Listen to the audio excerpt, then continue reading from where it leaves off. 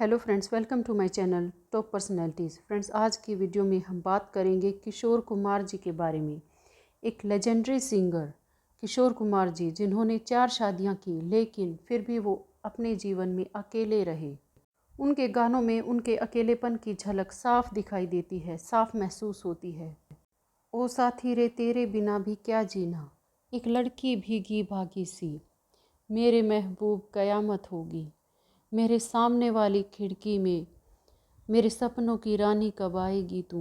ये वो गाने हैं जिन्हें अपनी मधुर आवाज़ देकर बॉलीवुड के दिग्गज कलाकार और जाने माने सिंगर एक्टर किशोर कुमार ने हमेशा हमेशा के लिए अमर कर दिया।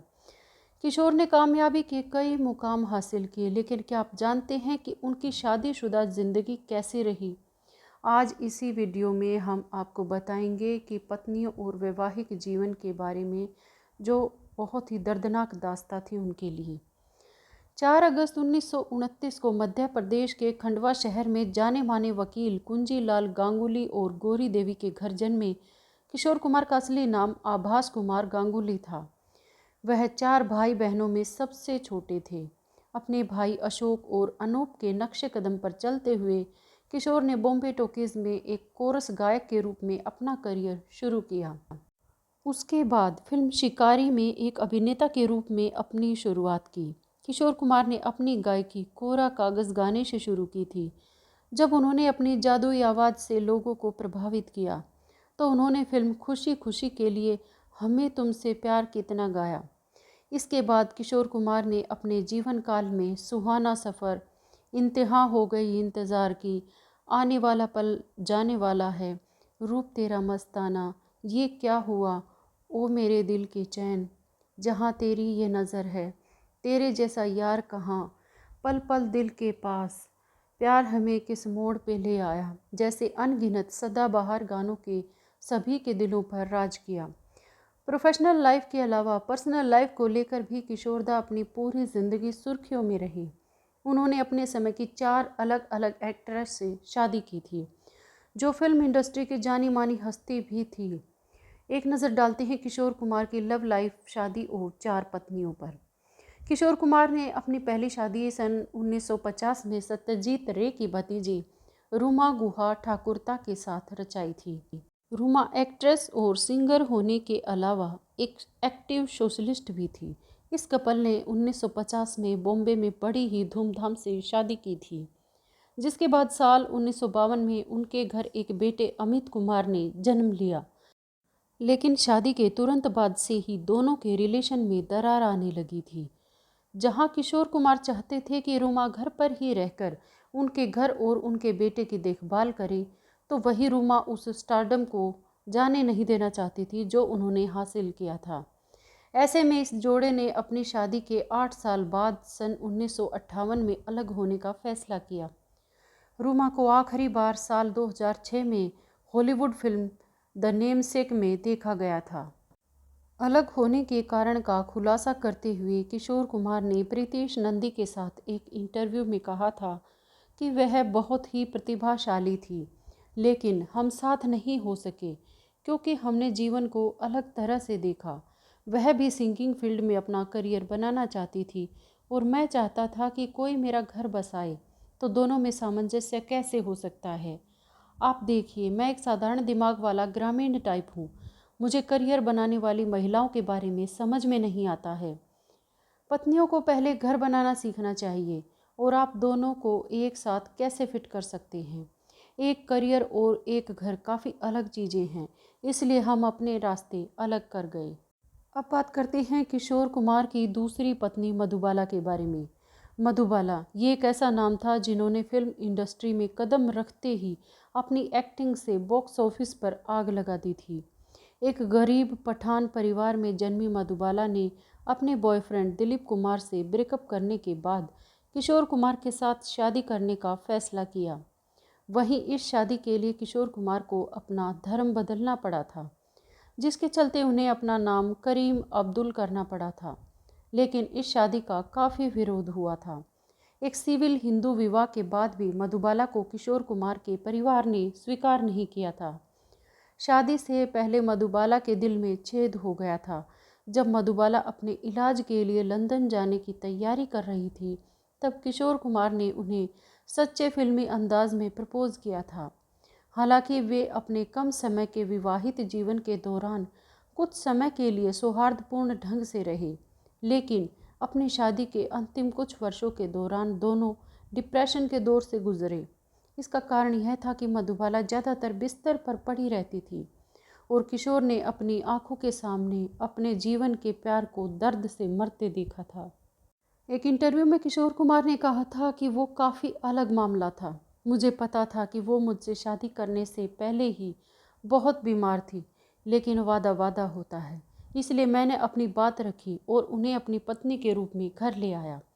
हालांकि मुझे पता था कि वो जन्म से ही दिल की बीमारी से जूझ रही है। 9 साल तक मैंने उनकी देखभाल की। मैंने अपनी आंखों के सामने उन्हें मरते हुए देखा।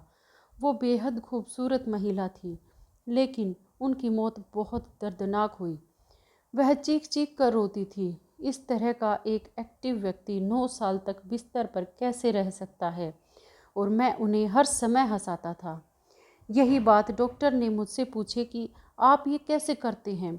यही मैंने उनकी आखिरी सांस तक किया। मैं उनके साथ हंसता और मैं उनके साथ ही रोता था। लंबे समय तक दिल की बीमारी से जूझने के बाद साल 1969 में मधुबाला ने दुनिया को अलविदा कह दिया था। मधुबाला के निधन के कई साल बाद किशोर कुमार को एक्टर शम्मी कपूर की पहली पत्नी गीता बाली की भतीजी योगिता बाली से प्यार हुआ। योगिता 70 और 80 के दशक की ऐसी एक्ट्रेस थी जिसके न सिर्फ काम से सभी प्रभावित थे, बल्कि उनकी खूबसूरती के भी लोग दीवाने थे। किशोर कुमार के साथ योगिता बाली ने कई फिल्मों में काम किया, जिन्हें बड़े पर्दे पर खूब सराहा गया। काम के दौरान ही वो किशोर कुमार को अपना दिल दे बैठी थी और फिर जल्द ही उनकी शादी किशोर कुमार से हो गई। सब कुछ अच्छा चल रहा था, लेकिन धीरे धीरे किशोर कुमार और योगिता बाली के बीच अनबन की खबरें आने लगी और शादी के 2 साल बाद ही दोनों अलग हो गए। किशोर कुमार ने एक बार बताया था कि उनकी शादी एक मजाक थी। यह एक मजाक था। मुझे नहीं लगता कि वह शादी के बारे में गंभीर थी। वह केवल अपनी माँ के प्रति आसक्त थी। वह यहाँ कभी नहीं रहना चाहती थी। अच्छा है कि हम जल्दी से अलग हो गए। बीते ज़माने की एक्ट्रेस लीना चंदावरकर का जन्म मुंबई के एक आर्मी परिवार में हुआ और ये किशोर कुमार की तीसरी पत्नी बनी। उन्होंने अपनी अदाकारी से दर्शकों के दिल में दशकों तक राज किया। लीना ने अपना करियर मन का मीत फिल्म से शुरू किया था। साल 1975 में लीना की शादी राजनीतिक फैमिली से ताल्लुक़ रखने वाले सिद्धार्थ बंडोडकर, जो कि गोवा के पूर्व मुख्यमंत्री थे, उनसे हुई थी। लेकिन उनके पति को गलती से गोली लग गई थी और उनका काफ़ी समय तक इलाज चला, लेकिन वो आखिरकार जिंदगी की जंग हार गई। लीना महज 25 साल की उम्र में विधवा हो गई। इससे लीना डिप्रेशन में चली गई थी। बेटी की ऐसी हालत देखकर पिता उन्हें अपने घर ले आए और कुछ समय बाद लीना ने फिर से बड़े पर्दे पर काम करने का फैसला किया। यहाँ उनकी मुलाकात किशोर दा के साथ हुई, जहाँ पहले दोस्ती, फिर दोनों के बीच प्यार और फिर शादी हो गई। लीना किशोर कुमार के अंतिम दिनों तक उनके साथ रही। किशोर कुमार की मृत्यु के दिन और अंतिम सांस लेने से पहले की उनकी अंतिम पंक्तियों को याद करते हुए लीना चंदावरकर ने कहा था कि 13 अक्टूबर, जिस दिन 1987 में उनका निधन हुआ था, उसकी सुबह वह जैसे ही नींद में लग रहे थे। जैसे ही मैं उसके पास गई, वह उठे और पूछा, क्या आप डर गई? आज मेरी छुट्टी है। उस दिन घर पर उनकी कई बैठकें हुई। दोपहर के भोजन के दौरान उन्होंने मुझसे कहा कि हम शाम को River of No Return film देखेंगे। थोड़ी देर बाद मैंने उन्हें अगले कमरे में फर्नीचर हिलाते हुए सुना।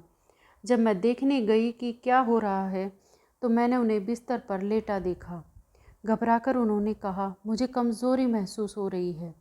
मैं डॉक्टर को बुलाने के लिए दौड़ी। इस पर उन्होंने गुस्सा किया और कहा, अगर आप डॉक्टर को बुलाएंगी तो मुझे दिल का दौरा पड़ जाएगा। यही उनकी आखिरी पंक्तियाँ थी। उसकी आंखें खुली हुई थी और वह सांस छोड़ दिया।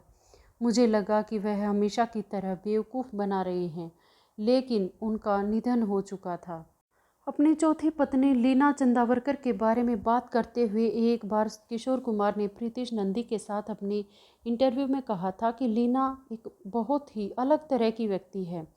वह भी एक अभिनेत्री है, लेकिन वह बहुत अलग है। उसने दुख का सामना किया है।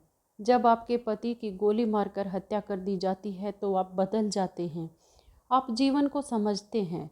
मैं अब खुश हूँ। इसी इंटरव्यू में जब प्रीतिश नंदी ने किशोर कुमार से उनकी 4 शादियों के बारे में पूछा था तो इसके पीछे का कारण बताया था और उन्होंने कहा था, क्योंकि मुझे अकेले रहना पसंद है। किशोर कुमार की अगर फैमिली की बात की जाए तो किशोर कुमार की पहली पत्नी रूमा गुहा ठाकुरता से अमित कुमार और किशोर कुमार की दूसरी संतान के रूप में चौथी पत्नी लीना चंदावरकर से सुमित कुमार हैं। ये दोनों ही गायक हैं। फिलहाल किशोर दा का बॉलीवुड में अहम योगदान है जिसे कभी नहीं भुलाया जा सकता।